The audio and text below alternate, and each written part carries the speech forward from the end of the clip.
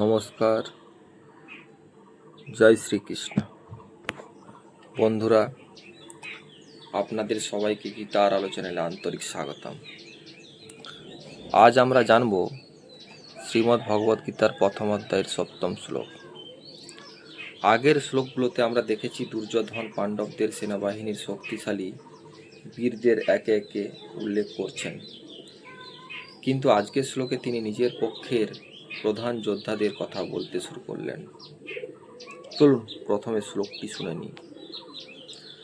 अस्माकं तु विशिष्टा যে তান নিবদ্ধিজত্তম নায়কা মম সৈন্যস্য সংজ্ঞার্থং তান বগ্নিমিতে।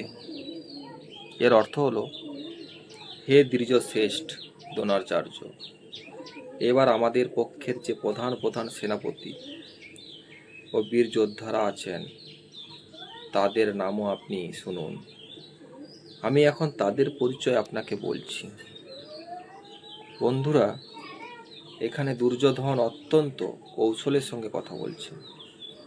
প্রথমে তিনি পাণ্ডবদের শক্তি তুলে ধরলেন, এরপর তিনি নিজের সেনাবাহিনীর শক্তি সম্পর্কে বলতে শুরু করলেন। তিনি দ্রোণাচার্যকে দ্বিজোত্তম অর্থাৎ শ্রেষ্ঠ ব্রাহ্মণ বলে সম্বোধন করেন। এটি শুধু সম্মান নয়, বরং তার গুরুকে নিজের পক্ষে আরও দৃঢ়ভাবে উৎসাহিত করার একটি কৌশলও ছিল। এরপর তিনি বলেন, এবার আমাদের পক্ষের প্রধান যোদ্ধাদের নাম শুনুন। অর্থাৎ তিনি তার সেনাবাহিনীর শক্তি ও নেতৃত্বের পরিচয় দিতে শুরু করছেন। আজকের জীবনের শিক্ষা, ভালো নেতৃত্ব মানে নিজের দলের শক্তি ও দক্ষতা সম্পর্কে সচেতন থাকা। একজন নেতা জানেন তার সঙ্গে কারা আছেন এবং কিভাবে সবাইকে নিয়ে লক্ষ্য অর্জন করতে হয়। তাই আমাদের জীবনেও নিজের পরিবার, বন্ধু বা সহকর্মীদের মূল্য দিতে হবে। একসঙ্গে কাজ করলে সঠিক পথও সহজ হয়ে যায়।